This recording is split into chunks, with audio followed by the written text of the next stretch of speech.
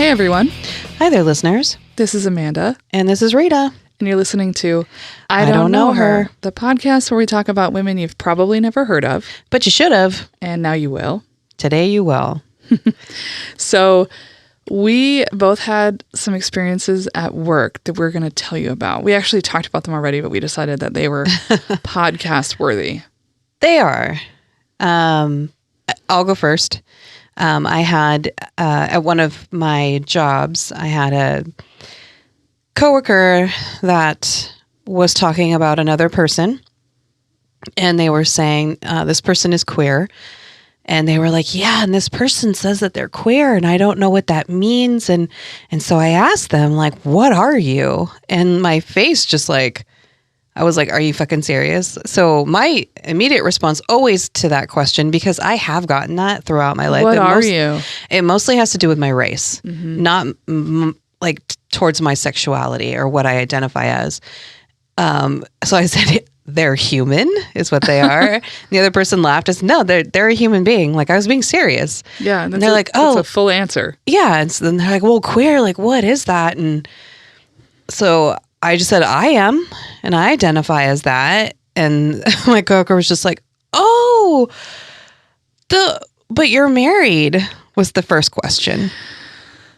Yeah, that assumption, right? That if you're in a marriage that looks a certain way, that means you are a certain way. Exactly. And I said, it doesn't matter. Like, so I said, yeah, I know I'm in what it looks like a heteronormative relationship, but I am not. You know, I am not straight.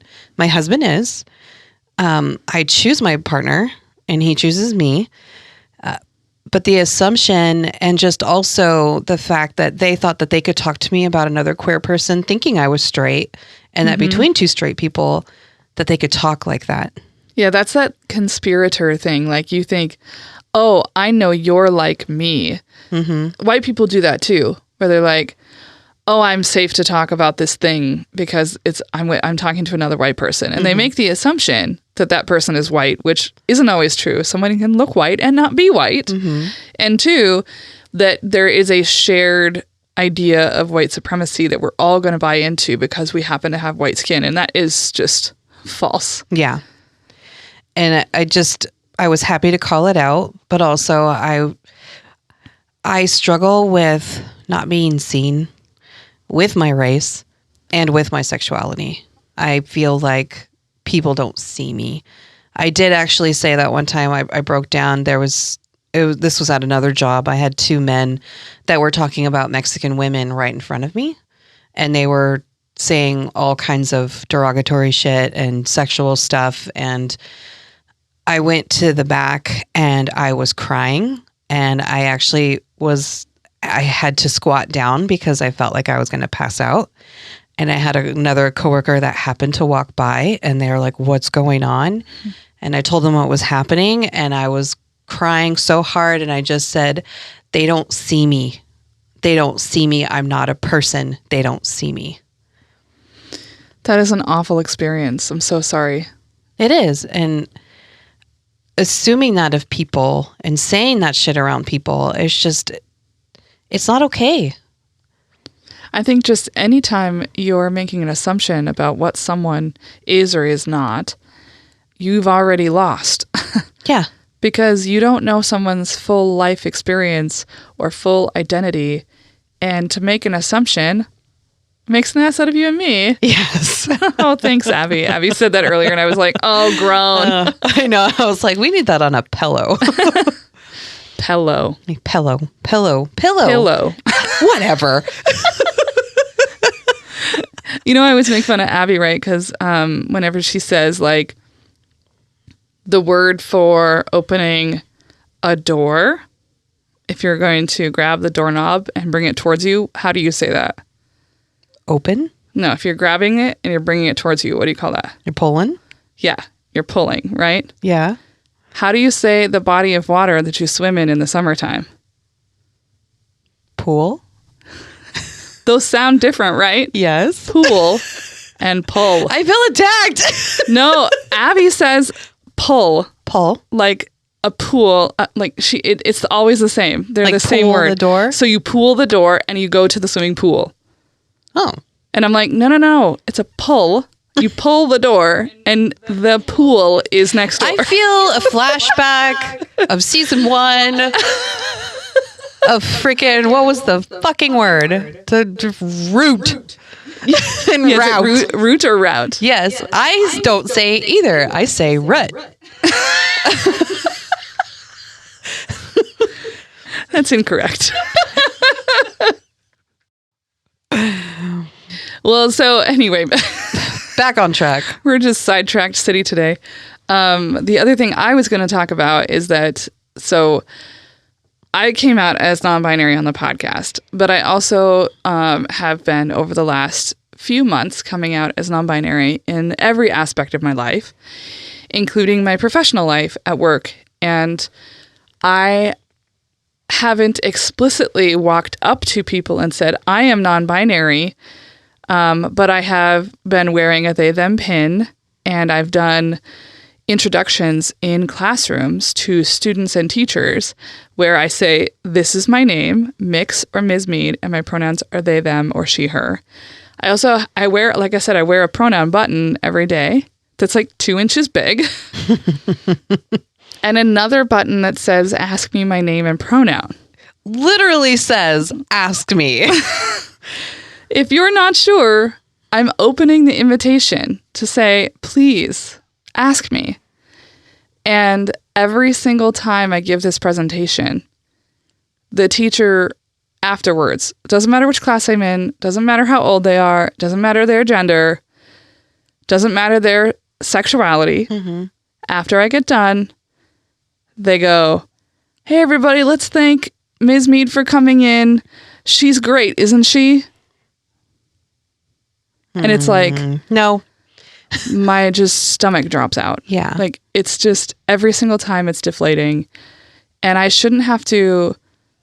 I mean, they're in the room. It's not like they left the room. They see my slide on the screen that says, this is what I want to be called. This is what my pronouns are. And they don't respect it. And then therefore their students don't respect it. And it's just this. It's creating a whole nother culture. Yeah. This like, no one has to respect what I've just asked them to do. Yeah. And it's really disheartening. And I'm not even really sure what to do about it at this point. Like, I suppose I could individually address every single teacher every time they do it. But I feel like I already did my work. My work was, I announced it. I told you. I'm reminding you with the things I wear every day. Mm-hmm. And I'm done with my part of this. Now you need to meet me. And I think that's the part that people are not willing to do. They are so afraid of change or having to change something about themselves and how they talk to people, address people, see people. It's too much work. I don't want to do that. I'm not even sure with these people that it is that. It's like they don't see me. Mm-hmm. Like, I've literally just said out loud all of the things I want from you. And you're just not doing it because you didn't see it. It's like it never happened. And I find that wild. I don't really understand, because if this was a student, all of the teachers that I have been in the classrooms of, I am confident that they would be very respectful of a student who came up to them and said, I prefer to be called this, and these are my pronouns. Mm-hmm. They would do their damnedest to respect that student. But they're not doing it for me. And not only is that disheartening for me, but I also think that it shows any student in the room who is maybe thinking about coming out, or they're feeling such a way. Oh, I didn't even They're think going about to be that. less likely to want to, because if a teacher cannot get respect, then why would they? Yeah. That's a tough one. I wouldn't even know where to go with that. Yeah, I'm not really sure either. I have a couple of friends at work who I could potentially ask to address it to other teachers. Mm-hmm. But then that feels weird too. Like, hey, will you like tell that boy over there that I like them? You know what I mean? It has like a real, I don't know, elementary quality to it to want to have someone else do my quote unquote job for me. But I already feel like I did the work. Yeah. I shouldn't have to actually say the words, hey, I put that thing on the screen for a reason. Please respect me. Mm-hmm. I shouldn't have to beg for someone's respect. Yeah. I don't know. I'm in a tough situation. That is, I have no words. I don't know how to fix that or how to help with that. I know for myself, I've been working inside of myself because it's the assumptions against me. I'm seeing it now in people in a new light. Mm-hmm. And I've been putting in the work for you. I think especially because I love you, but especially because I feel like your family. And so I want to put that extra effort in there. I also have a family friend who's not family, who's transgender and changing from one name to the other and embracing that person and actually just like watching that person turn into who they really are is a really beautiful thing. Who they've always been. And watching that person thrive. It's like, how could you not want to help in that process? And just be fucking respectful. Like I was comparing it to like if I said my name is Rita and they don't want to call me Rita. It's like, why would you put it in that aspect? Why would you not call somebody by their name that they choose or that they keep? And that they tell you that they tell you my name is Rita and you just decide that I have a different name. It's that ridiculous to do that. Yeah. I've had that happen to me in the past when I first started coming out as a queer person. People would be like, "Oh, you're not queer. You're too pretty." What? That was a literal thing said to me. No. And it's just this idea that like everybody has to fit in a box that some white dude has decided everybody needs to fit in my boxes that I've created. Mm-hmm. And anytime you deviate from that, I'm just not going to respect you. You just don't get to fucking choose that shit. No. You don't get to, and also fuck your opinion. Yeah. Fuck your opinion. Fuck your opinion. I'm giving you the information to you of what is a fact about myself.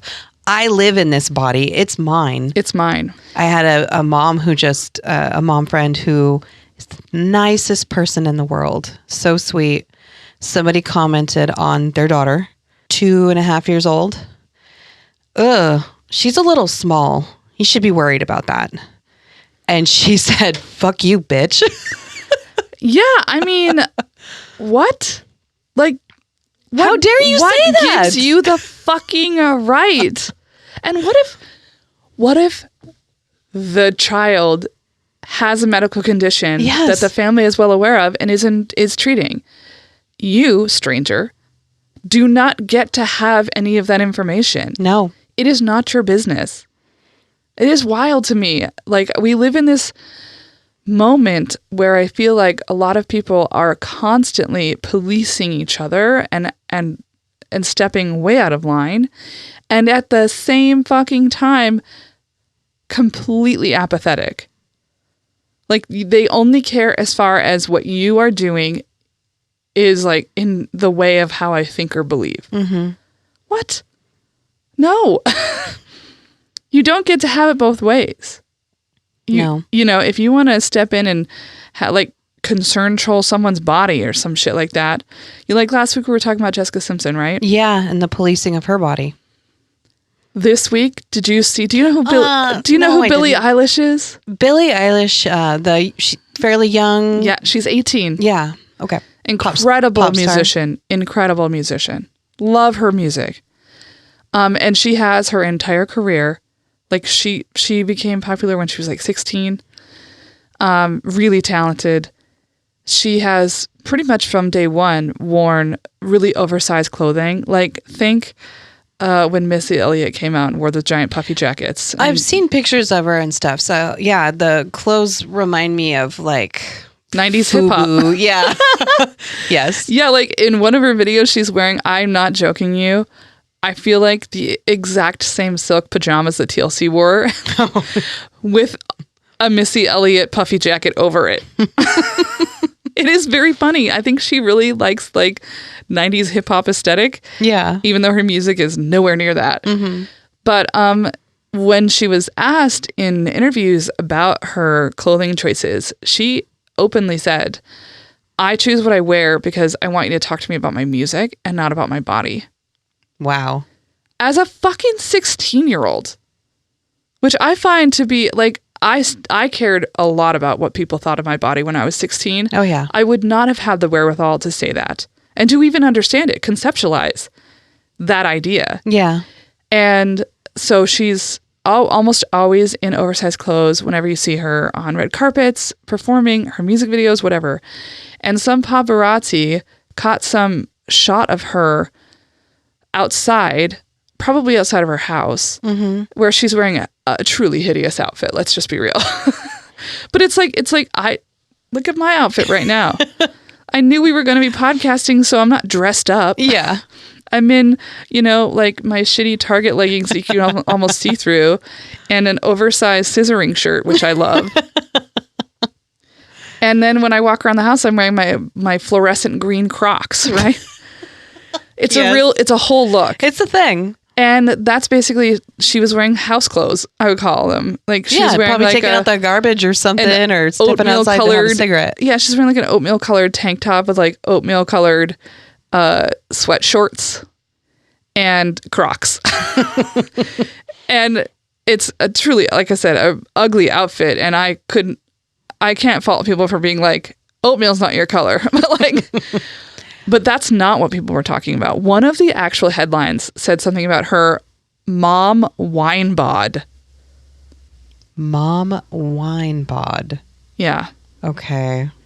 Or a wine mom bod. Wine mom bod, which I don't. But talking about her body, judging her. That the assumption being made there is that her body does not befit that of an 18-year-old pop star. And I was furious. You do not get to talk about other people's bodies. Period. Stop doing it. If you're doing it wrong. Stop talking about people's bodies. Stop making assumptions about people's race or gender identity or sexuality. Stop trying to figure people out. Introduce yourself and listen to people. Yeah. Stop labeling people. Just let them do the labeling if they so choose. Ugh. So, soapbox done. All right, step down. We've stepped down. So I'm going to do something a little different than what we normally do to start off our person. I'm going to play you something that's also going to be put into the podcast. Lucas has the clip, and it's just audio. It's a compilation. I want to see if you recognize anything from the compilation. Okay.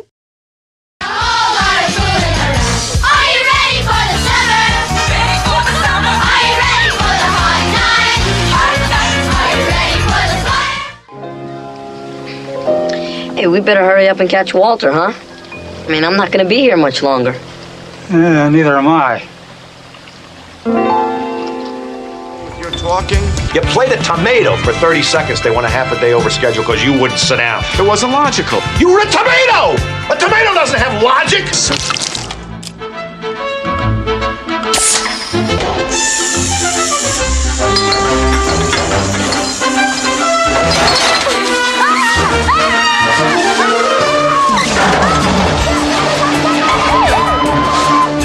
Oh, wow, a police chase!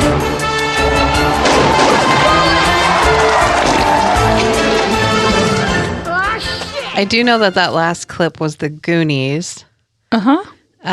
Is it the music that is all similar? Yes. Okay. So I'm going to talk today about Elsa Blangsted. Are you familiar with her? No. All right. Well, she's a Holocaust survivor and the queen of music editors. Oh, okay. And within this story about her is a wild personal story. So it's going to take a bit to get through her stuff, but it's totally worth it. Okay, are you ready? Ready. Elsa Siegel was born May 22nd, 1920 in Würzburg, Germany, which was a Bavarian city. Her mother was Lily Oppenheimer. You might have heard that name. It's a pretty popular name here in the States. Okay.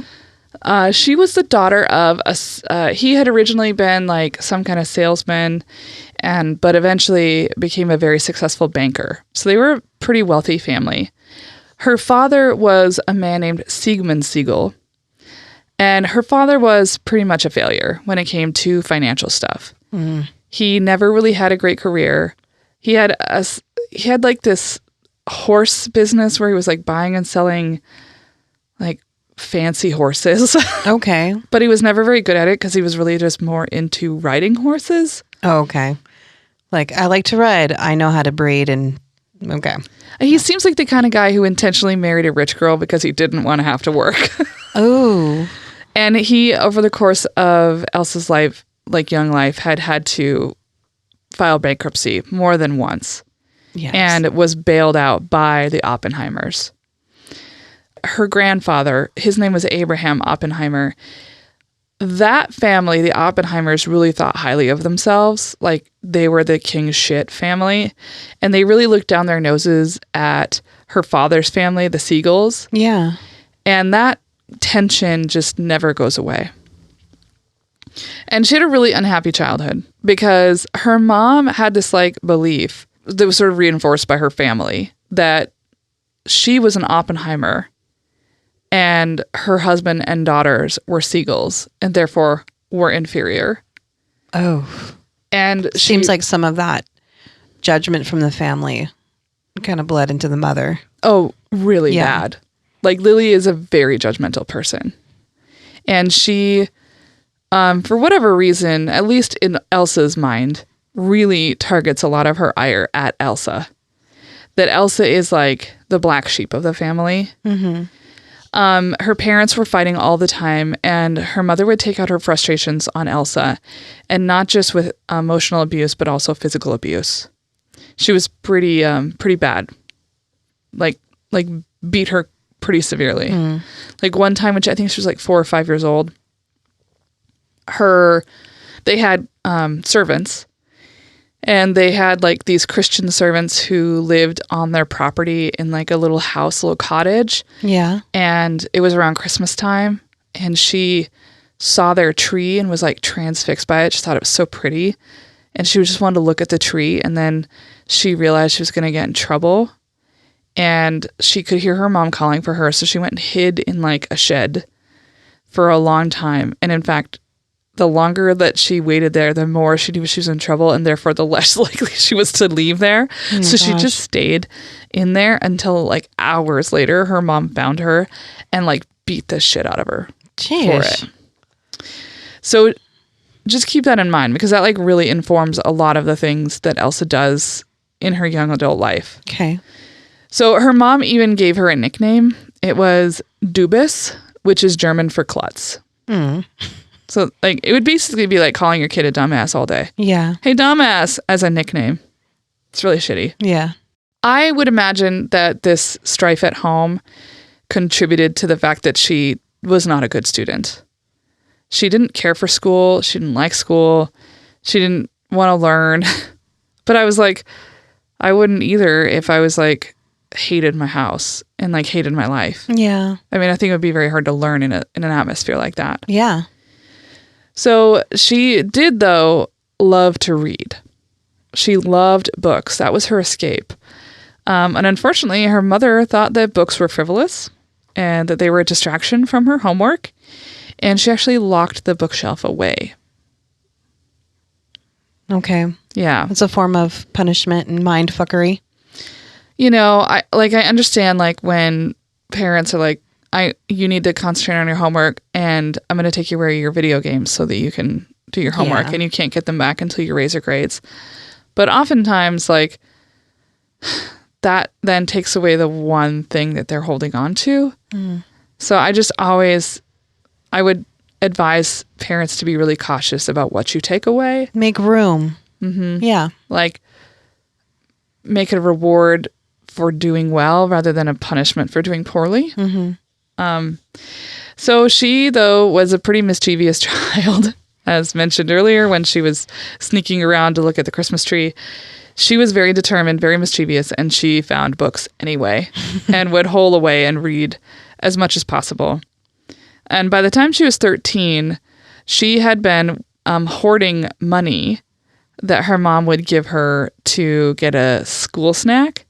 So she was supposed to like take this like coin and on the way to school get a little roll for school, like as a breakfast. And she was not much of an eater, like never became an eater. She didn't really care to eat. Uh-oh. I know. I was like, uh-oh. But she just kept the money. She was like, I could spend this on something else. Wow. So by the time she's 13, she had enough of those that she could go to movies. So she would like skip school or leave school early, and she would sometimes go home and like dress up in her mom's heels and like put makeup on. So when she was 13, the very first time she did that, she got all dressed up, got her mom's heels on, put on makeup, and then went to the movies, took herself to the movies. That's awesome. I know. I found it really romantic, honestly. She actually had lied and told her mom that she was at a Jewish youth group. Oh, I haven't mentioned... She could be doing worse things. She's sneaking books and going to the movies by herself. I know. She could be doing a lot worse, which she will. Oh. I didn't mention this, but they are a Jewish family. It is, when she's born, it's the 20s. Okay. So by the time she's 13, it's 1933. Okay. They live in Germany. Oh. Yeah. This is also important because there are some tensions that arise in Europe between different kinds of Jewish people.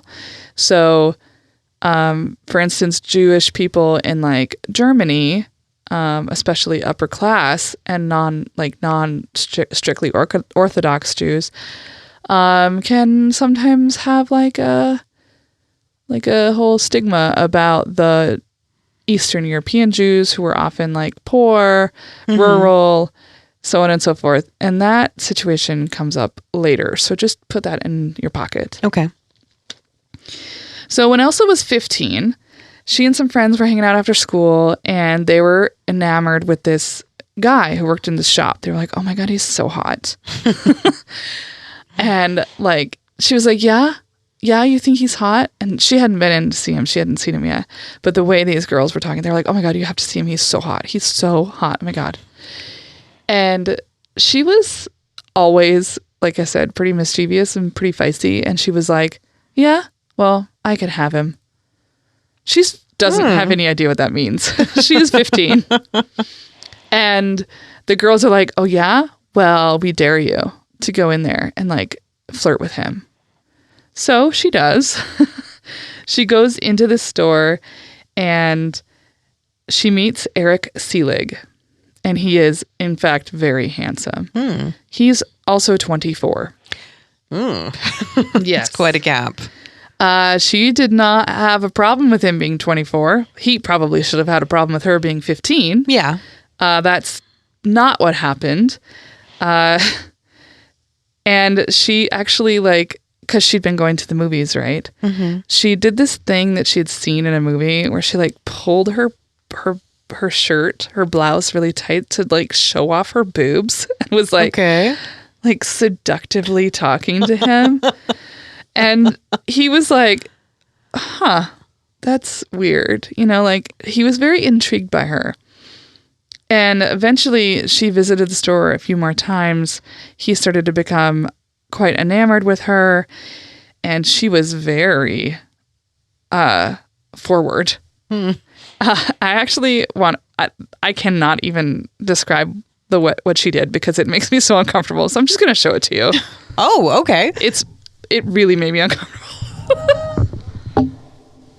I'm not yet 16 years old, but one afternoon, must have been a weekend, he showed me his room.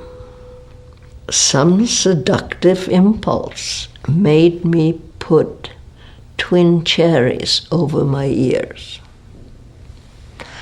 Oh, cherries, he says. It's early for cherries. Yes, I said, but they're very sweet. Taste them. And he started to nibble on the cherries and went a little further, and there we are. What do you think about that? So they they met each other in the shops, and then somehow they're in his room. Yeah, like I got the impression that she visited him at the store a few times. And then this time he was like, do you want to come to my room? And she was like, I do. Okay. And then she put she knew what he was inviting her for. And that, isn't that uncomfortable? Cherries? That cherry thing, like, one, it is cringy. Like, it is totally something. It's very adult. And at the same time, very childish. Like, it's like a child playing an adult. Like trying to be what she saw in a movie. Yeah. Did she see that in a movie? I don't know. I don't think she did. I think she knew that there was a correlation between the idea of cherries and virginity. Oh. So he was going to take her cherry. Got all the cherries. Yeah. So anyway, that made me very uncomfortable. So they begin an affair. Elsa and Eric kept it very secret, though, because obviously it was not appropriate. But the year is 1936. Can you imagine what's happening in Germany in 1936? Yeah. In fact, the Nuremberg laws have been passed, and then specifically they barred a lot of things. Like Jews could no longer use public pools and public parks, and one of them was that they could no longer attend public schools. Oh. So at this point, Elsa had no school to go to. What's her man's name again? Eric Seelig. He's Jewish as well? Yes. Okay. And she needs to have an education. She's from an upper class Jewish family. They want her to have an education. And so they decide to send her away to a Swiss boarding school. And her parents paid a fucking huge amount of money because also she's a Jew and it's 1936. Yeah. So they basically they're harboring her at a time when the Nazis are rounding up Jews. Yeah. So before leaving though, she realizes that she's pregnant. Oh shit. I was wondering about that. She was actually at the Berlin Olympics when Jesse Owens, who was a black athlete, won the gold medal and Hitler refused to shake his hand. So she was that and she started to feel uncomfortable, like very uncomfortable. And she started to feel like, oh my God, I think I might be pregnant. And she went to a female doctor who confirmed that she was pregnant. And she was like, fuck. Yeah. Well, I mean, you can't be banging and not expect that it might not happen. So she makes the choice not to tell Eric. And she, while her mom is like taking her on the train to Switzerland to go to the school, she wants to tell her mom, but she thinks about that moment when she was younger and how mad her mom got at her for like lying and sneaking around. And she was like, she'll never forgive me. Yeah. I can't tell her. So she goes off to school. And one thing that she does is she buys a corset. That is so bad. And starts cinching herself to make sure Hide the nobody bump. can see Yeah. that she's pregnant. So month after month after month after month. That is so bad for the baby. She corsets herself every single day. And then when she comes home, thank God she has a room alone. She doesn't share a room with anybody like everybody else does. And so she can take her corset off and have this relief at night. But her whole being is just filled with dread. She knows that like it's coming. Yeah, there's no way and you around it. can't hide it once it's out. And she had read lots of novels.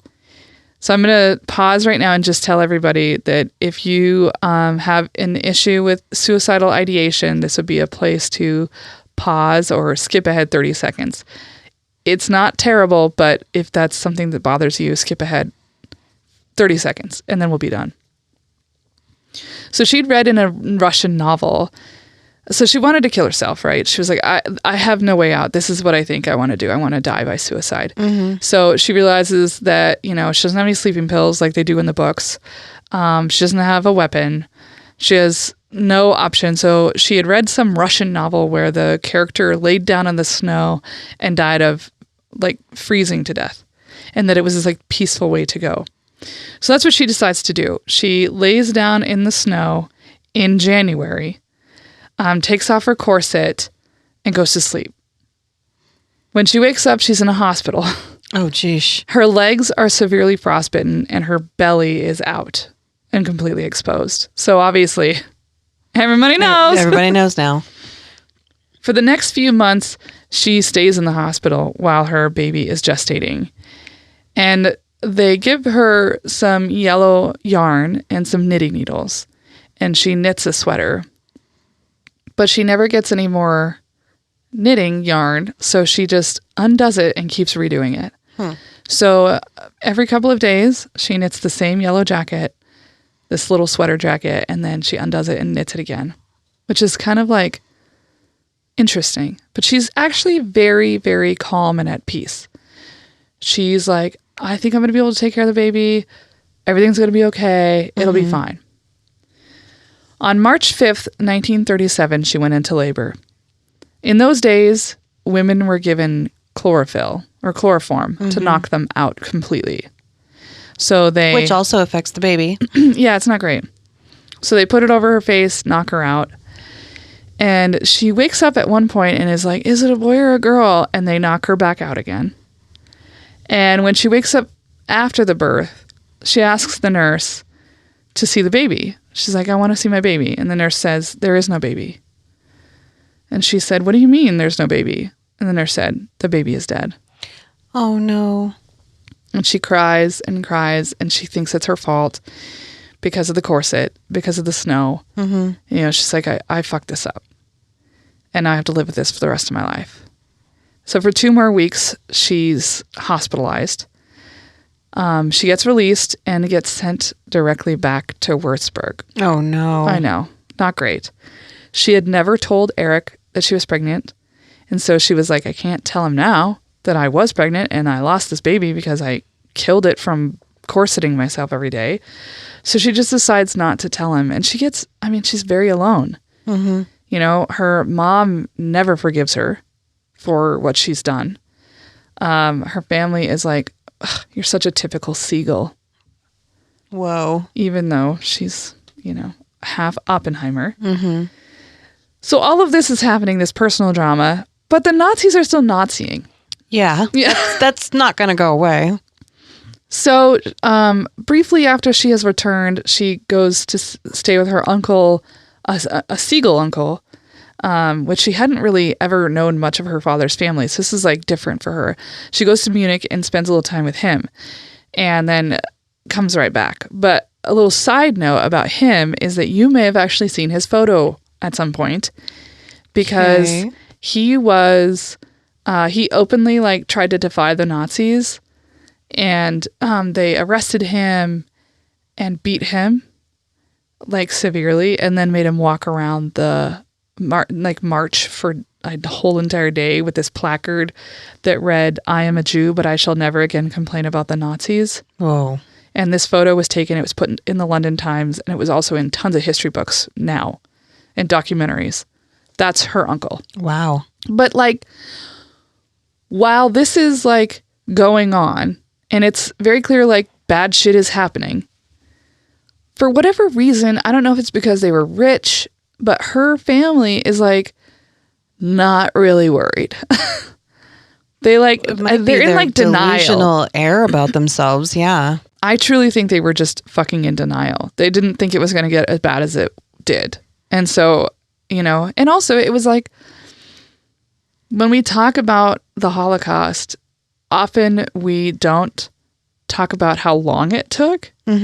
Like, this shit started in 1933 and it ended in 1945. Yeah. That is 12 fucking years where they just eroded a little at a time, a little at a time, a little at a time. And also the whole time are pumping propaganda into people's minds so that as they're progressively getting more vile and dangerous, the people around them are thinking, yeah, well, that's what's necessary. We've got to get rid of these people. They're harming our communities. Yeah, they planted the seed and watched it, watered it, watched it grow. Yep, they were very good at what they did. So once they started to see, though, that this was really getting bad, They knew they needed to get out of Germany. But they actually decided that Elsa was the way to get out because she was, I don't know. They thought it was going to be easier to just send her. I cannot figure out what the fucking deal was. Huh. But they decided to send her to go to the United States and start a new life for them. And that they would then join her. So she's out on the forefront. So her uncle Otto Oppenheimer got an affidavit from an American family in Los Angeles who agreed to take Elsa in, and that was like all she needed. They were able to get her a visa. They bought her first class tickets on a luxury liner. Like, again, sounds fairly easy. They were very wealthy and had very good connections. She had the easiest time of any Jew I've heard of when we're talking about Holocaust survivors trying to get to the United States. Like, she didn't have to beg, borrow, or steal. She just was able to come. So on the day that she's leaving, they give her a toy dog. Also, she's pretty small and very thin, and so lots of folks always think she's younger than she is. So, you know, she's 16 when she has this baby. Yeah. And so now she's like 17, but she looks like she could be 13. Oh, wow. And so they tell her to act like she's 12. So they give her this stuffed toy dog where they took the stuffing out and they put gold bricks in it. Whoa. And so she was under the instruction to give this toy dog to the ship's purser, and that person would hold on to it during the voyage. And as soon as she saw Statue of Liberty, she was supposed to go back to him and be like, I need that toy dog back. So that's exactly what she did. When she saw the Statue of Liberty, she ran to him and she said, I need my toy dog back. And he handed it to her and there was nothing in it. And she was like, what the hell? There's supposed to be stuff in this. And he goes, I don't know what you're talking about, honey. SOL. Like, what are you supposed to do? Yeah. And again, she's going to Los Angeles, though. But she has to get off at Manhattan. Why didn't they just have her keep the dog? She probably could have gotten away with it, acted like it was a toy. I was wondering that, too. I actually kind of wondered if maybe the purser was supposed to take, like, one piece of the gold as, like, the like, safe travel fee or something like that. Yeah, like you're protecting our girl situation. Yeah, but and he just took it all. I don't really know. But she knew that this was going to just cement the fact that she's a failure. Oh, no. So she gets to Manhattan, and it's another day before she's going to get on the ship that would take her to Los Angeles. So she is like, I have no money. I have nothing. I have nowhere to go. I don't know anyone. So she takes herself to Radio City Music Hall. Oh, okay. And she sees a show and a movie, and then when it all gets done, she sneaks to the back of the seating area and waits until everybody leaves, and then she goes to sleep, and that's where she sleeps. And then she gets on a boat again. And the boat is it. And I thought it was wild that she was taking a boat, but she's taking a boat, and it's going to go all the way underneath the United States through the Panama Canal and then over to LA. Whoa. So it's a pretty long journey. I think I read that it was like 3 weeks. Yeah. So when she gets to Los Angeles, she's like coming off of the boat, and she's like really nicely dressed, has this very fancy luggage, you know, just looks like top of the nines, right? Mm-hmm. And this American family shows up, and they're just like, what the fuck? I don't know if they were expecting some like tattered refugee. Not expecting somebody that looks so well kept. And they were not pleased. Because she looked fine? I guess. Okay. I guess they couldn't get their hero badge, their savior badge, if she looked fine. Okay. And when she got there, she gave them gifts that were from her family to thank them for hosting. And they were more offended. Like, every time she would give them a gift, they looked more upset. This is odd. It is very odd, right? So she said that she's going to go to see this rabbi. So there's this temple on Wilshire Boulevard, and there's a rabbi there named Rabbi Dubin, and she was told to go see him. So she tells this family, like, I'm going to go see the rabbi at the temple. And they were like, oh, yeah? How long do you think you're going to be gone? She was like, I don't know, a few hours. And they're like, actually, you should not come back. Oh. So they kick her out. So she goes to the rabbi and she's like, hey, you're going to have to take care of me. Oh, jeez. And so he hooks her up with a job working as a nanny for a little boy named Warner Leroy. I think. It might be Leroy, but I think it's Leroy. His father, the little boy's father, was a Hollywood director named Mervyn Leroy. And Mervyn Leroy is married to a girl named Doris Warner. And she is the daughter of one of the Warner brothers. Holy shit. So she's nannying for the daughter of the Warner brothers. And all of these families, the Warner brothers and the Leroys, they go to the Wilshire Boulevard temple. And so they all have like these intermingling. Mm-hmm. And you could tell probably from that video that she's pretty charming. Yeah. So Elsa knew that the only way that she could... So by this point, things in Germany are deteriorating. Like things are going real south. And her family is in trouble. During Kristallnacht, they come into their house. They destroy everything. They beat her dad. They arrest him multiple times. Oh my gosh. It's bad. And everybody is at this point terrified. And her uncles and aunts have been able to come over, but her parents and her sister are still there in Würzburg. Why didn't they leave? They couldn't yet. They couldn't yet? Okay. So, and at this point, the United States has decided they're no longer letting in Jews. Oh, no. And basically the only people who are getting in are people who are very wealthy and very well connected. Like Einstein, for instance. You have to be very well connected. Yeah. So Elsa knew the only way that she was going to be able to get her parents and her sister to the United States is if she knew someone or could get someone who was powerful enough and rich enough to make it happen. Mm-hmm. So she's like the Warner brothers. Yeah. Who were also Jewish.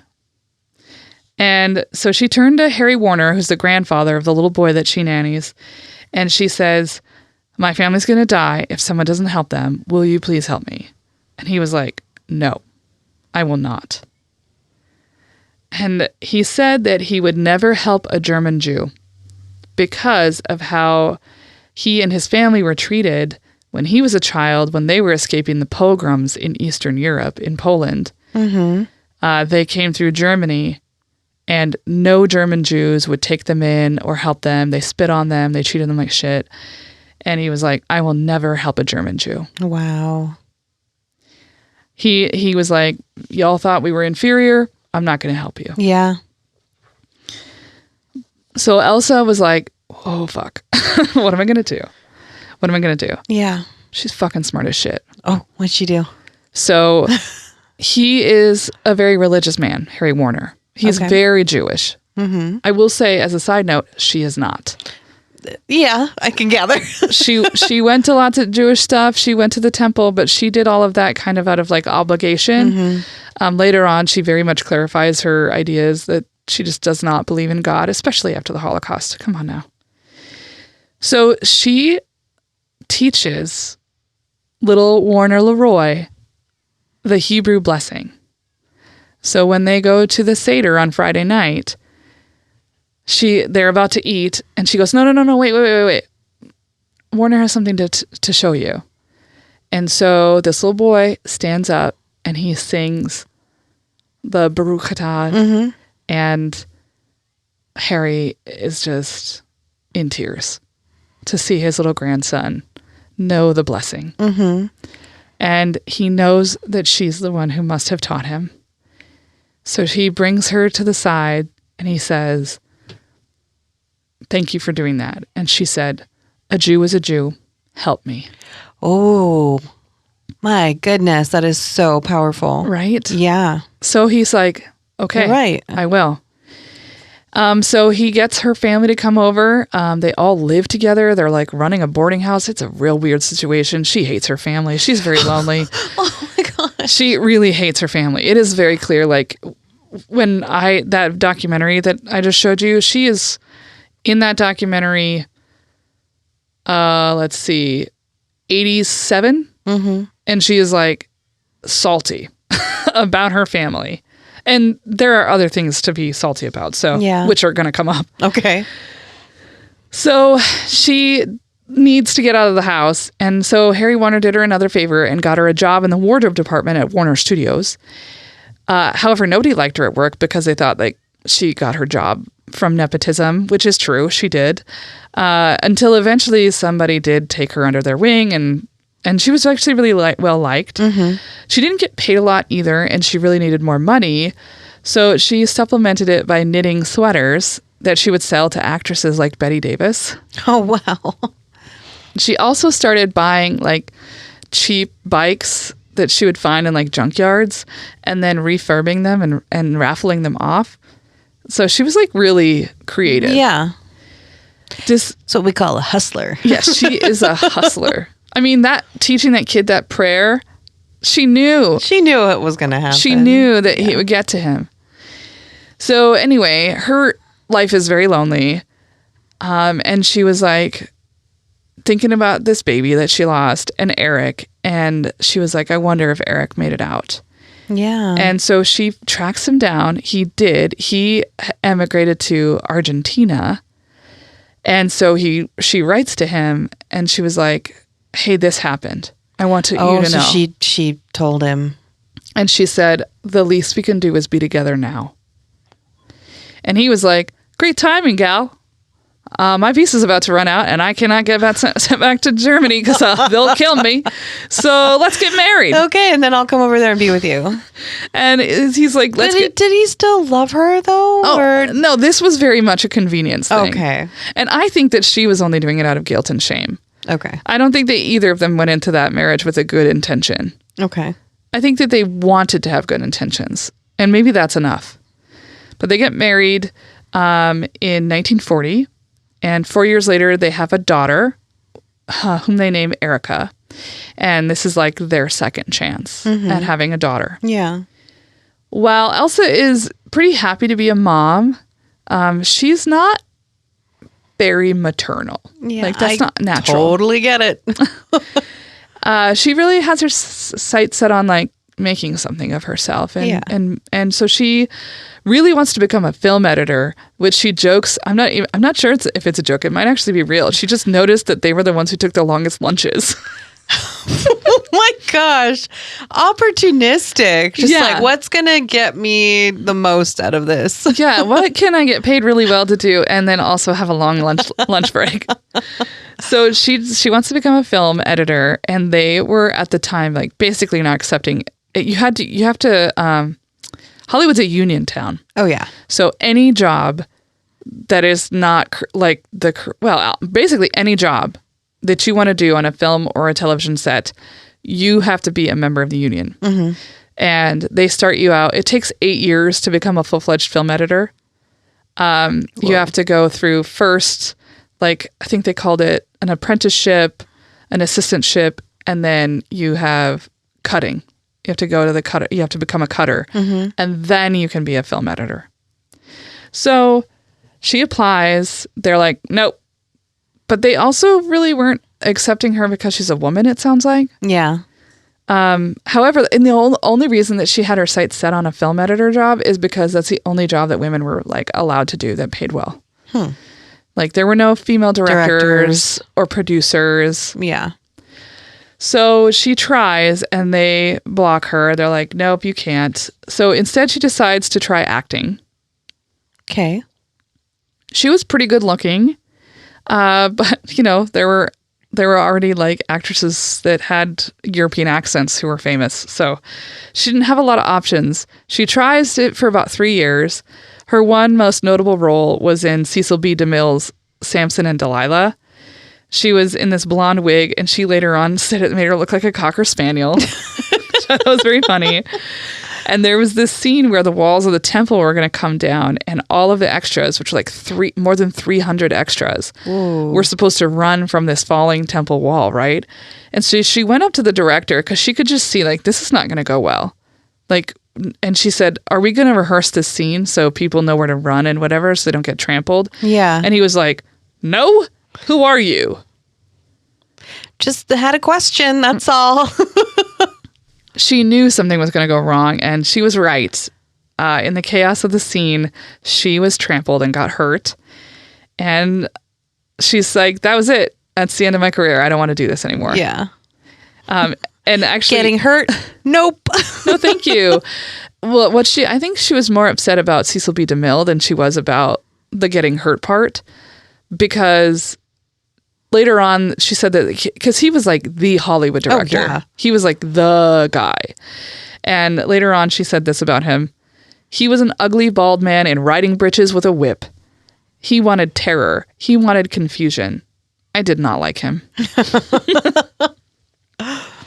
So around the same time that she's deciding that acting just isn't going to cut it for her, she's also deciding that her marriage is not going to cut it either. Oh. And Eric, I guess, was having an affair. I'm not really sure if she was, because she definitely had been when she first got together with him. Okay. She was in a relationship with somebody else and like continued it for a little while. Oh. I'm not really sure. She's definitely like not, she can snatch him up real quick. So they get divorced in 1949. She doesn't stay single long because she's always got some dude in her bed. She's hooking up with this actor named Jim Anderson.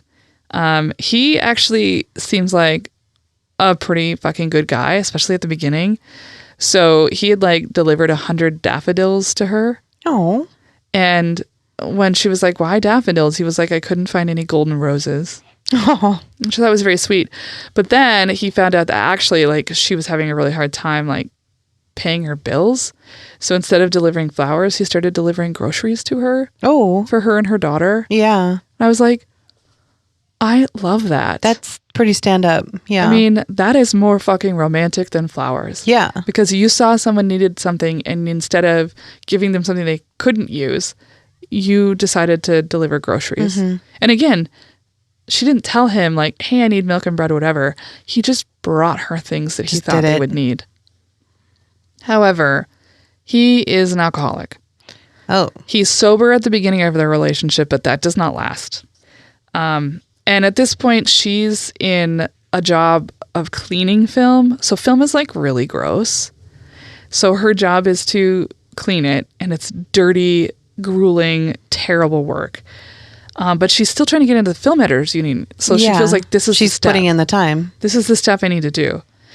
And after that, she moves on to the job of waxing film. And so this requires her to be in front of this huge machine where she's feeding film into the machine, and it's then being dipped in hot wax. So it's like dangerous, it's gross, it's smelly, it's very dirty. You're in one position. It's really probably hard pretty on her. mundane. She actually develops a problem with varicose veins in her legs and has to have an operation. It's not great. At the time, there was a guy in her like waxing shop who's her supervisor, and he's like, how you doing? Oh no. And she's like, oh. Work romance. She's like batting her eyes. She's batting her eyes. She's like, yeah. So she doesn't have an affair, not that we know of anyway. Okay. Instead, she's like, hey, could you help me with something? Oh my God, I could really use your help. Could you help me get into the film editors union? And he did. Oh my gosh. And she didn't even have to hang any fruit off of her ears. You're right. She didn't. No cherries necessary. No cherries needed. So just as things are looking up, like she's getting into this film editing option, you know, she's like, fuck, I'm going to get into the union. It's going to be great. I'm going to make money and have a good long lunch. Jim, however, is off the rails. On Thanksgiving, he was arrested, not for the first time, for drunk and disorderly conduct. And she was like, I can't fucking deal with this anymore. I'm not going to go pick him up. And she sends her daughter and her daughter's boyfriend to the jail to pick him up. That's not okay. Out of the drunk tank and pay his bail. And then she's like, oh my God, what am I doing? On Thanksgiving Day, I'm sending my daughter to go pick up her drunk stepfather. Yeah. Like, I need to get out of this relationship. And she had another good reason to leave. His name was Fulmar Blangsted. Okay. He was the president of the chapter of the Film Editors Union that she had just joined. And he was they were at this meeting, and the business manager for the Film Editors Union was like, hey, everybody, you're going to make so much money. This is the best job you'll ever want. And the guy stands up and goes, fucking bullshit. Literally, he said, bullshit. And he turns around and he tells the entire room this job sucks. If you put in the 8 years it takes to get to this job, good for you. But don't let them fool you. It's grueling. It's terrible. You don't get paid enough. Oh my gosh. Well, honest. And she was like, ooh, hard eyes. However, he's married. Yep. But she was like, that doesn't seem like it's gonna stop her. No. She's one of these people that we've talked about sometimes that we're like, maybe has some ethic and moral problems Right. In her character. Been there, done that. She makes it very clear to him that she wants him and also that she wants to marry him. And he is like, he's actually a pretty fucking cool guy too. Like, Jim is coming in and out of rehab and he's like helping her take him to rehab. Oh, wow. And like Jim is like, you just marry him. He's a great guy. Oh my God. Where is she finding these people? I mean, she's like, I feel like she must be like a real cool person because a lot of people just were like bent over backwards love her. So Fulmar gets his marriage annulled and he and Elsa get married in April of 1960 in a Las Vegas wedding chapel. Despite of, or maybe because of their age difference, he's 16 years older than her. Oh, Yeah, that's a big one. a whole fucking generation older. Yeah. She likes those older men too, huh? Yeah, but this is a lot older. Yeah. 16 is a lot. And by 1960, she's 40. Yikes. So he's 56. 56. That's knocking on 60. Yeah. And her daughter graduates from high school. They go to her graduation together. Like it seems like it's a pretty good marriage. So she's able to focus on her career because her daughter's away at college. Her marriage is not a fucking shit show. So she's like, I'm on it. And she's actually working as a librarian at this company called the Primrose Company that did like sound effects and stuff for movies. And she wanted to learn this. I can't remember what it was she wanted to learn. And then the guy was like, no. Go to that hall, like across the hall. And you need to learn music editing. And Elsa was able to read music. She played the guitar. But other than that, she wasn't really that qualified to become a music editor. But that didn't seem to matter. She sat down and started to learn it, and she took to it immediately, and she was really fucking good. She started working out on television shows that she called god-awful. Got to start somewhere. But she eventually made her way to movies. And I'm going to tell you a little bit about what a music editor does, because I often thought that music editors and sound editors were kind of like the same person, and like the composer was the music editor, and I was wrong. So here is what a music editor does. It's a pretty invisible part of the process. And in fact, it doesn't even have an Academy Award designation like sound editor does and composer does, but not this part, which is like really important. So she actually said that what she felt like the music editor did was that they were the midwife between the composer and the director. That's a fascinating way to put it. Yeah. So a music editor has the crucial role of manipulating your emotions as a viewer through song by placing the music at just the right point in the film. She had a very keen eye. She studied the films that she worked on, and she would pick out the cues on film, and she would make this like handwritten log, like by the 100th of a second of when something needed to start, like when the timing was. And she spoke about a couple of these, what she did in a 2011 profile by Paul Zolo. She said, in Tootsie, when she first goes to an interview, her heel gets caught on something, and I timed that split second that it happens, and it made a musical joke of it. You can hear it. And in Golden Pond, when Henry Fonda finally catches the fish, I timed the fish. You're not aware of it, but you like it better. For some reason, you feel that he really caught that fish. And I loved using the Goonies one as an example because I feel like that one, if you're watching it while this music is happening, every single second of it is perfectly timed. And And it's a very long scene. That opening scene is like 10, 12 minutes. Yeah, if you haven't seen The Goonies in a long time, the opening scene is when the Fratellis are breaking out of jail, and then there's a car chase. And you're being introduced slowly to all the characters. Yeah, and all of the characters, the kids, are like witnessing it at some point in this chase.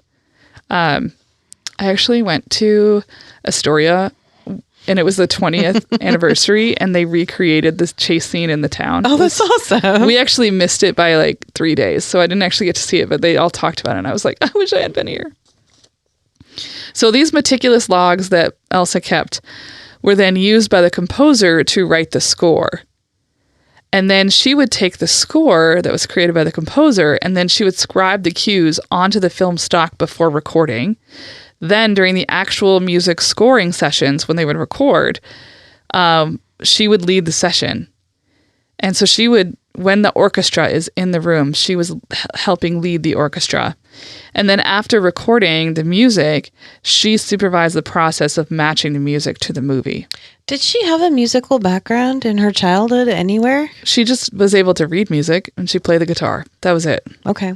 She didn't have any like extensive background. She was fairly musical. I would say she just has a knack because, I mean, the people that she's coming in contact with and invoking emotions from them, she can do that on a piece of paper with music too. Yeah.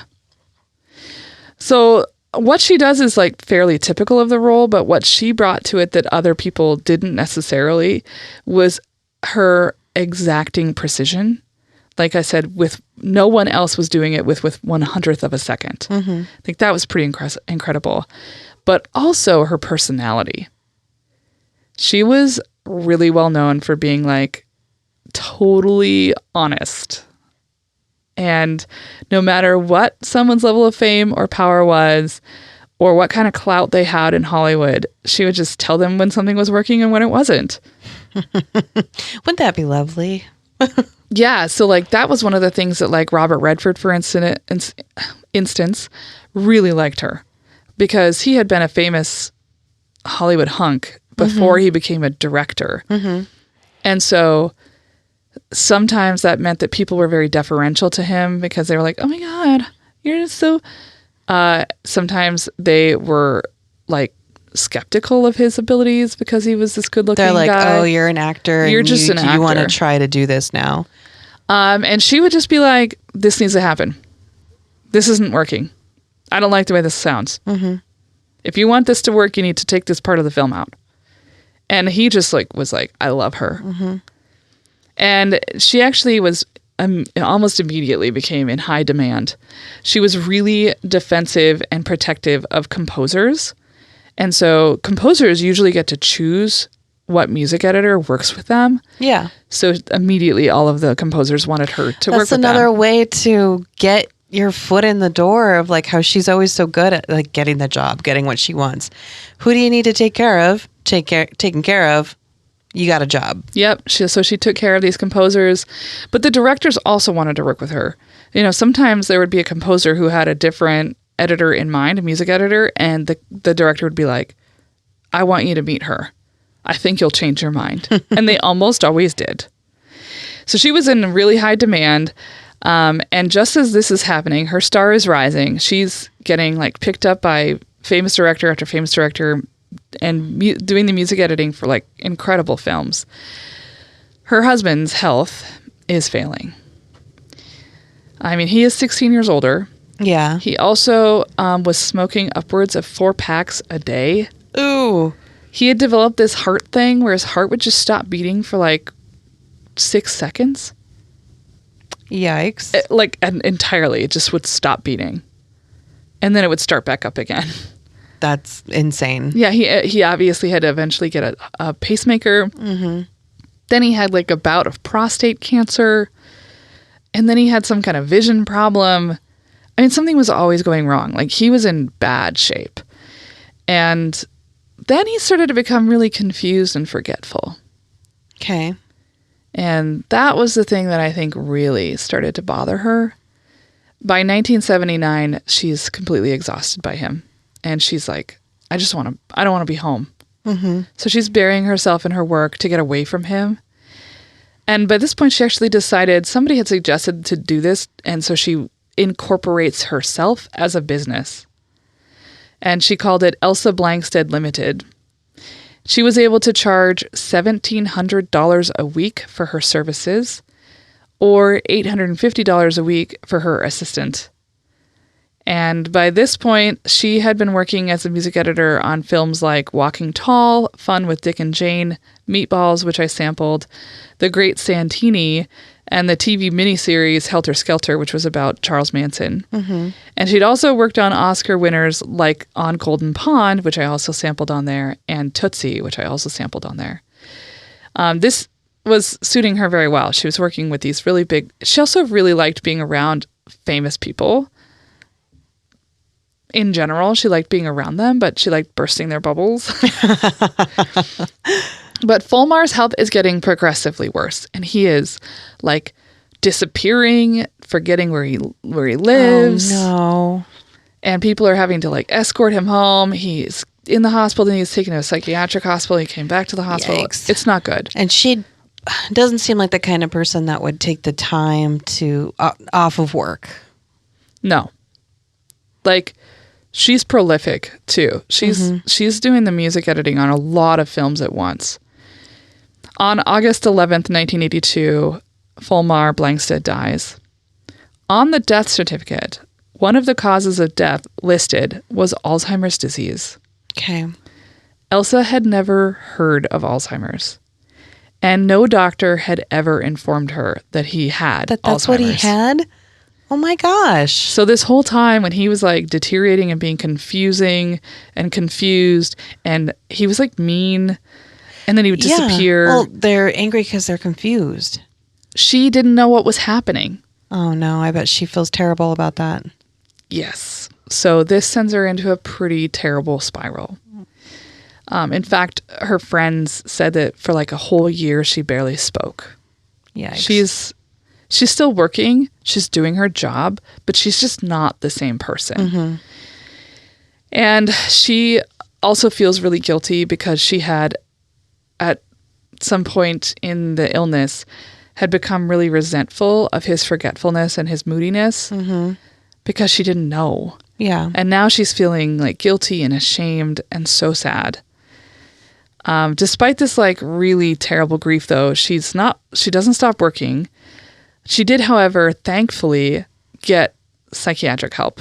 Oh, that's good. She got a counselor and immensely improved her situation, and she was starting to come back around. So he dies in 1982. 1983 is like the worst year of her life. Mm-hmm. Then she's like coming back around. 1984 is feeling like a good year. Then one night in October, her life changed forever. Does it have to do with her daughter? Oh, no. So her Aunt Lee calls one October night. Lee had been reading Aufbau, which was a newspaper for German Jews who had emigrated to the United States. It was mostly Holocaust survivors who read it, so it was very geared towards them. Okay. And she had come across an ad that read this: Lily Kapitopoulos, born in 1937 in Switzerland, is looking for her mother, Elsa Siegel, born in 1920 in Würzburg, Germany, daughter of Sigmund and Lily Oppenheimer. Oh my gosh. The baby girl she was told was dead all those years ago was alive the entire time. They lied to her? They lied to her. And took her baby? And took her baby. Because she was 16? Is that because she was underage or what? Later on, they kind of say that what they figure out is probably because she was 16 and Jewish.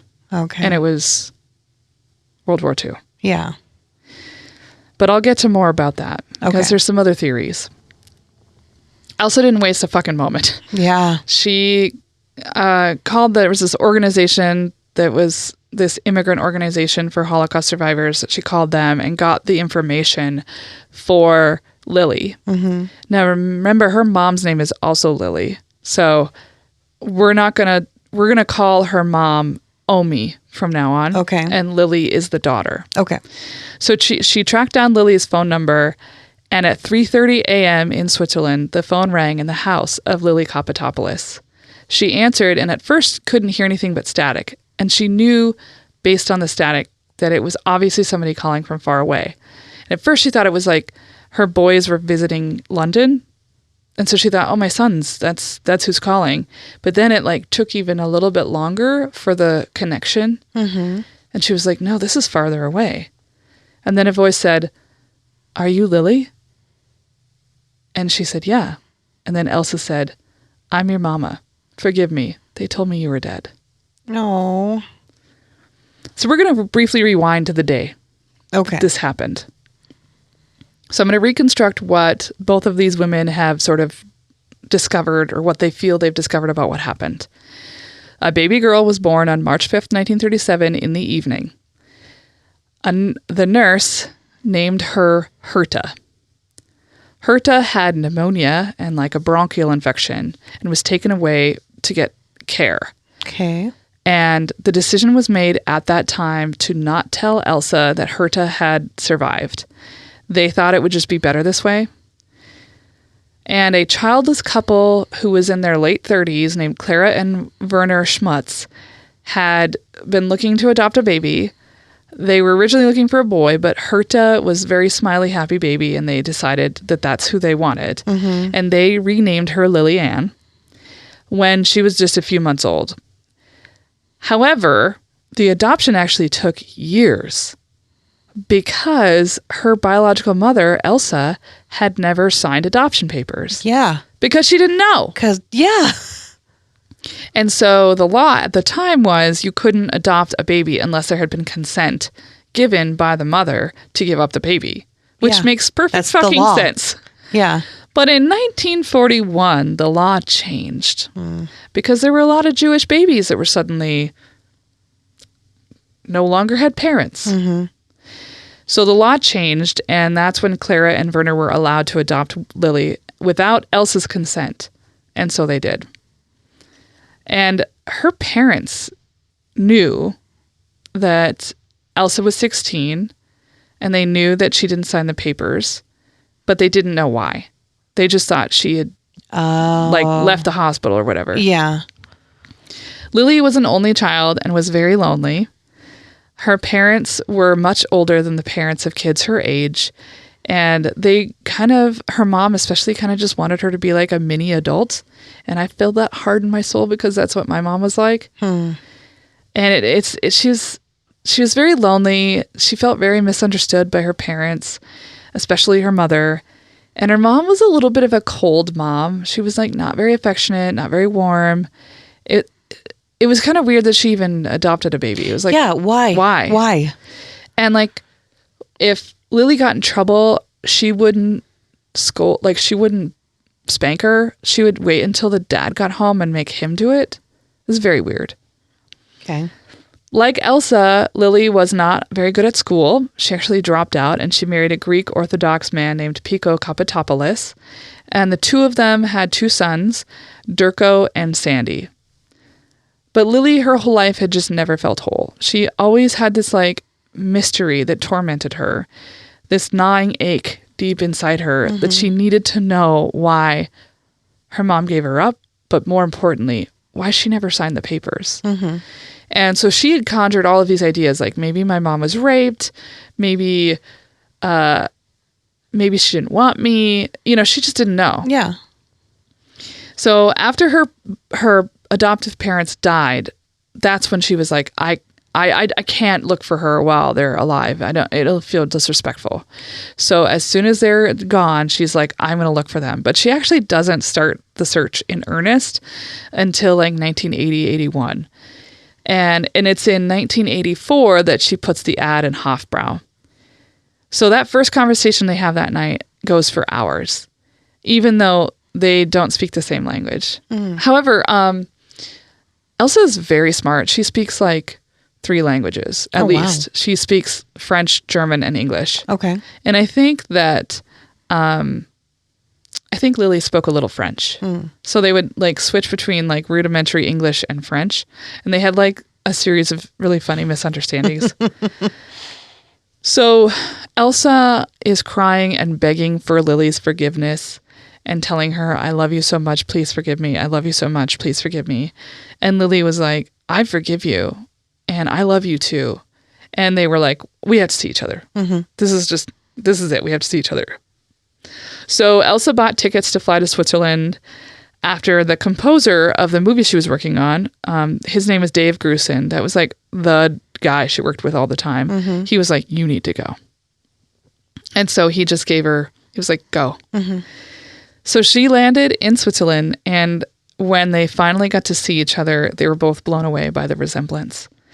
Elsa said it was like looking in the mirror and seeing herself with no wrinkles. Over the coming days, the two realized that their similarities didn't end at their looks. They talked similarly. They gestured the same way. They had the same walk. They had like the same mannerisms. That's crazy. They liked and hated the same things. Like one of the things that I think Lily had said was, gosh, I hope she's not a dog person, because if she's a dog person, I don't think this is going to work. And Elsa was like a serious cat mom. Yeah. Elsa had these two cats. It was like, that was her life with these two cats. So isn't that weird? Yeah. That's like, that brings up that like nature versus nurture conversation.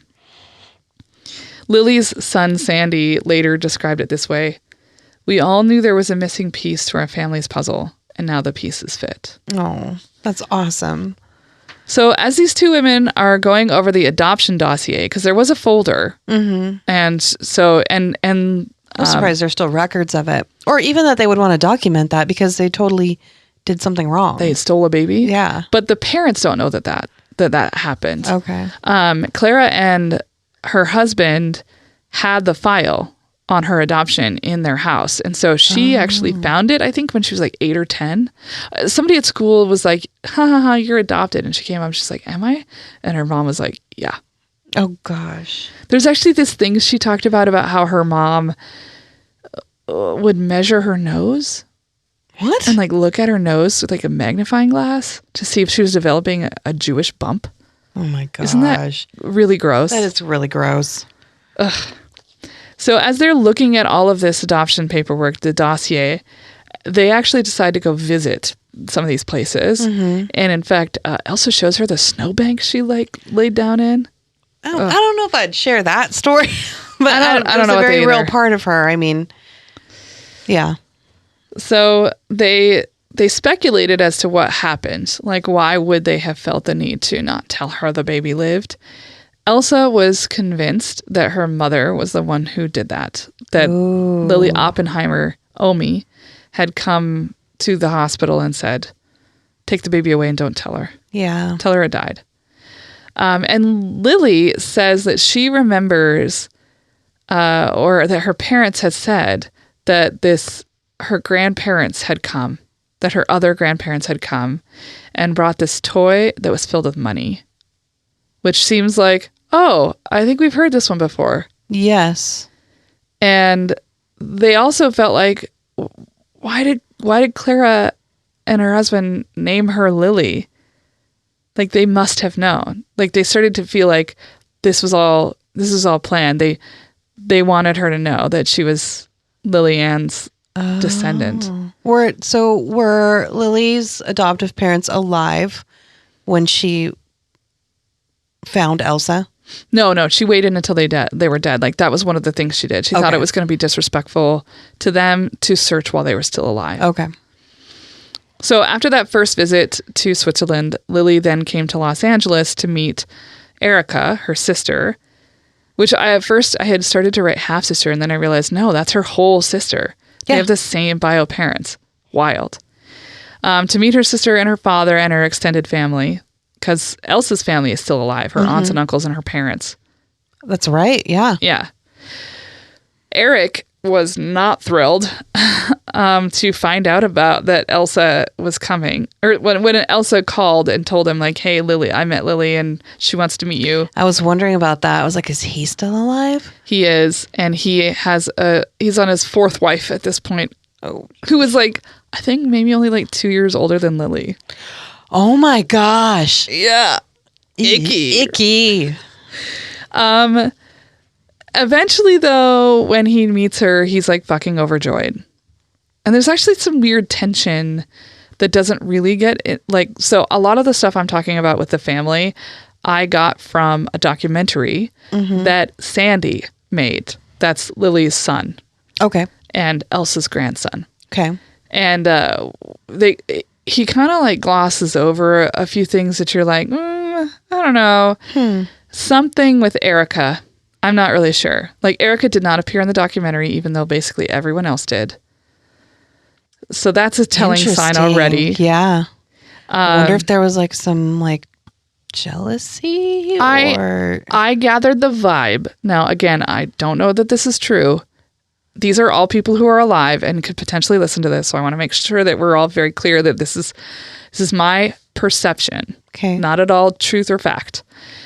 It seemed to me, based on some of the things they said about Eric, who like would have these wonderful letter exchanges with Lily, had never been a good father to Erica.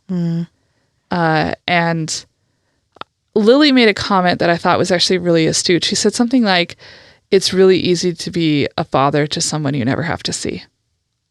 I see. So I think like Lily acknowledges that this overture of love and affection that he had for her maybe wasn't as real, but like it would still hurt. It would still sting if you were the child that never got that and this other person just walks in 47 years later.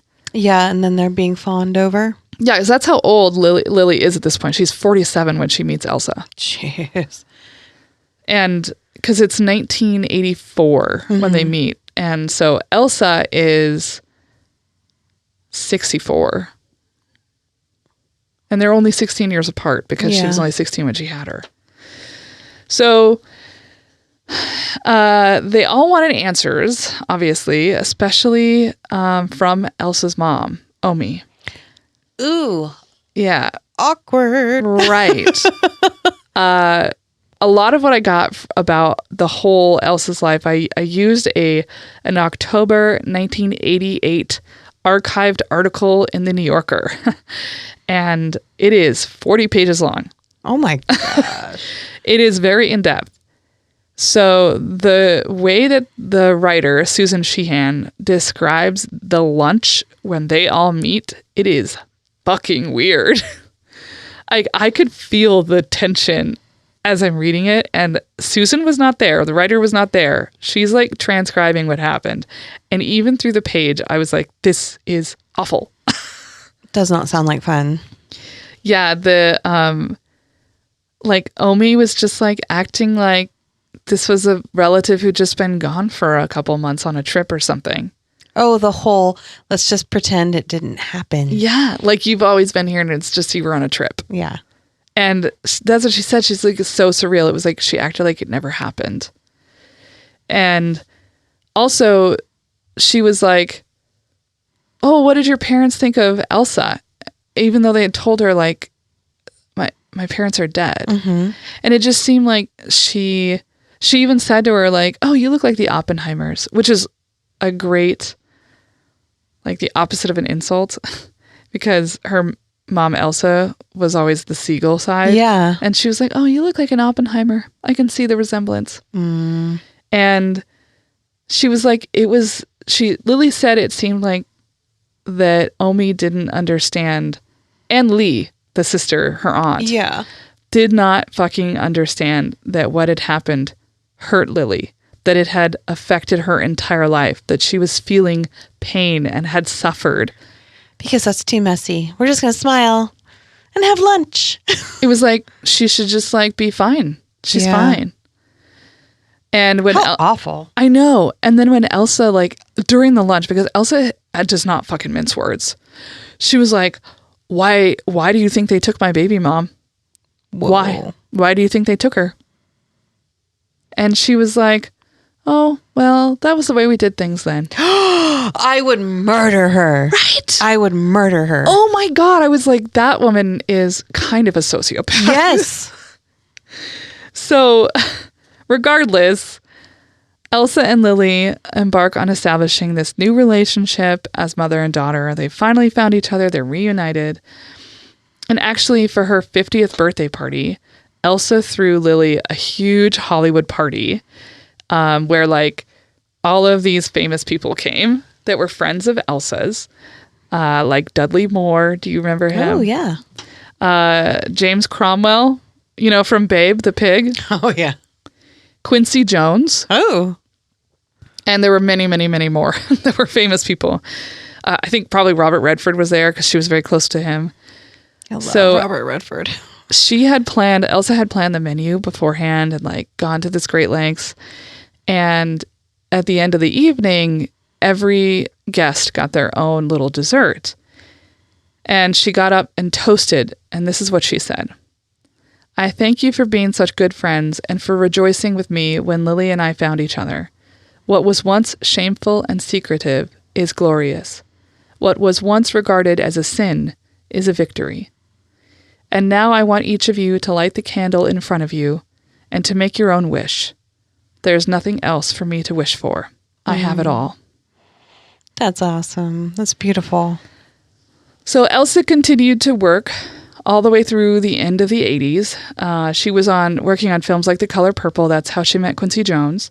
The Milagro Beanfield War. I love that movie. She made the sound That editing. is one music of editing. my favorite movies. The Fabulous Baker Boys, The Goonies, Star Trek 4.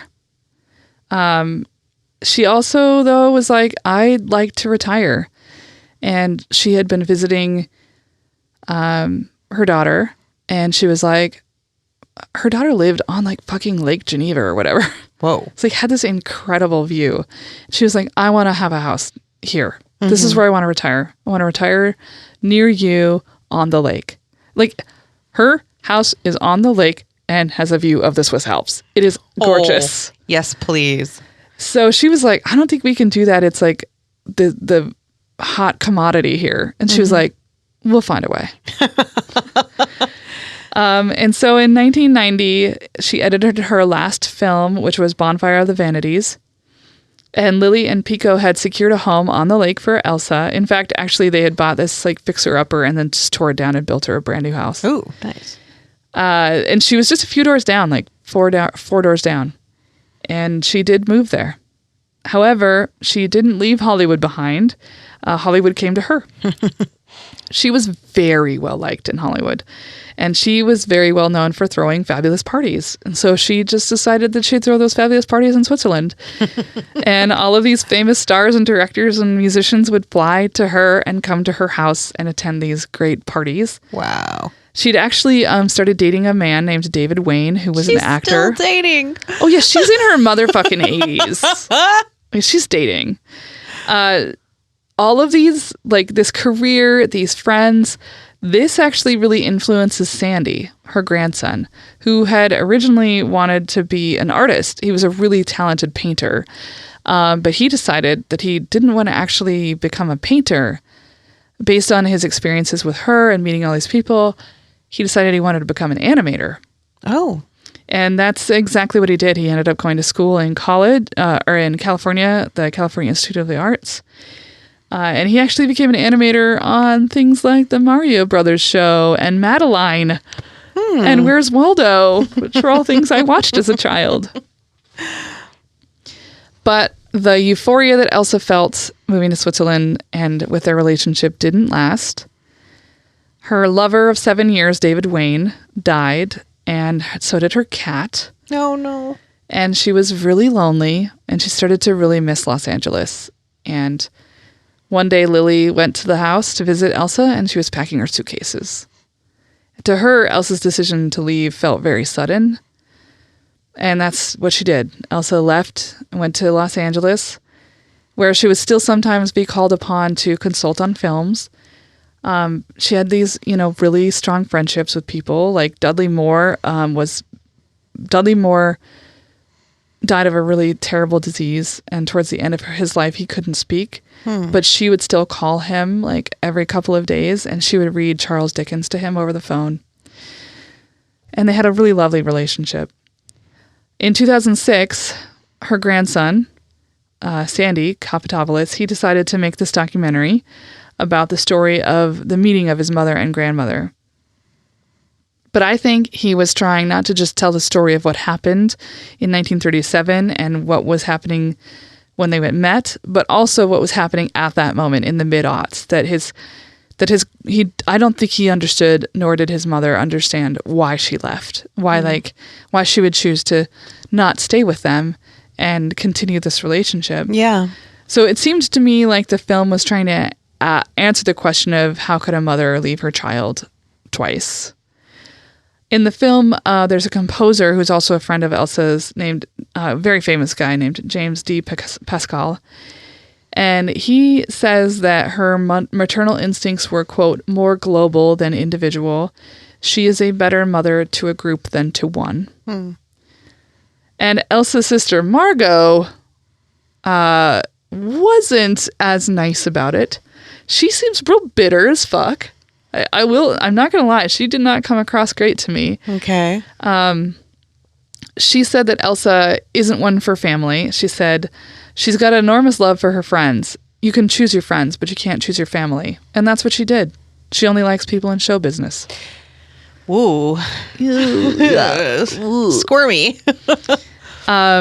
Sandy, her grandson, has a little bit more of a nuanced view of her grandmother. And in a voiceover, he says, "Things were very clear to my mother and me. Elsa had a second family, a family she had chosen years ago in Hollywood. Perhaps by finding us, she had also found Europe and a painful past. We loved her. We love her still. But we needed to let her exist and to leave her what she cherishes most, her freedom." Mm-hmm. Elsa lived out the rest of her days in her home in Los Angeles, surrounded by her beloved cats and her very well-tended garden. In 2006, she received a Lifetime Achievement Award from the Motion Picture Sound Editors, which was presented by her longtime collaborator Dave Grusin, who was the one who let her go to Switzerland. She was also praised in a letter from Robert Redford, which Grusin read on stage, and in a video message from Quincy Jones, whom she worked with on The Color Purple. Elsa was the first music editor to ever win the Lifetime Achievement Award. Wow. She still regularly visited some of her favorite restaurants and met with friends and Hollywood historians to talk about the old days and tell stories. She loved to tell stories. One of her friends was a man named Paul Zollo, whose article I quoted from earlier. She loved to tell him stories because he was like a big fan of like people like Charlie Chaplin, whom Elsa knew and had met when she first moved to Hollywood, and was like, he was the egomaniac. She told this really crazy story about how she went to dinner with Chaplin and his wife one night, and his wife was like 8 or 9 months pregnant and was very uncomfortable. And she was like, "Honey, we need to go." And he was like, "Just a minute." And he was like really involved in telling a story. And he kept going despite the fact that she was just clearly like not feeling well. Yeah. And Elsa was like, "I have no time for you." She told Paul Zollo in 2011 that she was going to live to be 100 years old and then no more. When he pressed her on why only to 100, she said, "Because that is enough. One gets exhausted." She died on May 1st, 2020, just 3 weeks shy of her 100th birthday. Over the course of her career as a music editor, she worked on some of the most important films of the 60s, 70s, and 80s. All told, she developed the music editing on more than 90 films and television shows in those 35 years. And yet, she remains relatively unknown to folks outside of Hollywood. I found that she had a really fascinating life story and had also accomplished incredible things. Mm-hmm. And I'm going to leave you with her words from her grandson's documentary. "I'm convinced that there is a puppeteer in the sky and we're all on long threads. Sometimes they pull you where it's not so good. Sometimes they pull you where it's really good. The rest of the time, they're busy with the other threads. It's a puppeteer." And that is the fascinating life story of Elsa Blangsted, the queen of music editing. Oh, what a wild ride. That is a story. That's a story within a story. Yeah. That whole like adoption craziness was insane and moving. Mm-hmm. Like I would love to see this as a real movie because I think Hollywood loves itself. So True. They could get all of their great Hollywood shit in there and also tell a really fascinating story. Yeah. What are your thoughts? Mind blowing. And I did not know her. Yeah. I didn't until I started this. Mm-hmm. So I'll tell you about my sources. So I told you that I read that really long article from The New Yorker from 1988. That was called Nothing Else to Wish For by Susan Sheehan. I also watched the 2007 documentary by Sandy Kapatopoulos and Daniel Maurer called Looking for Elsa. Her name is spelled E-L-S-E, so it also looks like Looking for Else. And that's a really cool play on words there. Mm-hmm. Her New York Times obituary by Richard Sandomir. I read 2 articles by Paul Zollo. One was from 2011 called Elsa Blangsted, the Queen of Film Music. And the other was In Memory of Elsa Blangsted for AmericanSongwriter.com. I used a Washington Post obituary by Emily Langer, and I used her extensive IMDb.com profile. Oh, that was good. It was a long one, but I felt her story was fascinating. It took me 12 hours Yikes. to get through everything and put together her notes, because it was a really... There's so much. There's a lot. Yeah. But that's why I'm glad we're only doing one person. And now we can have a mimosa. Yes, we can. Thank you for listening, everyone. I definitely hope that you check us out on Patreon. Just listening to us is really great support. If you can't support us financially, I understand. It's a weird time. It sucks.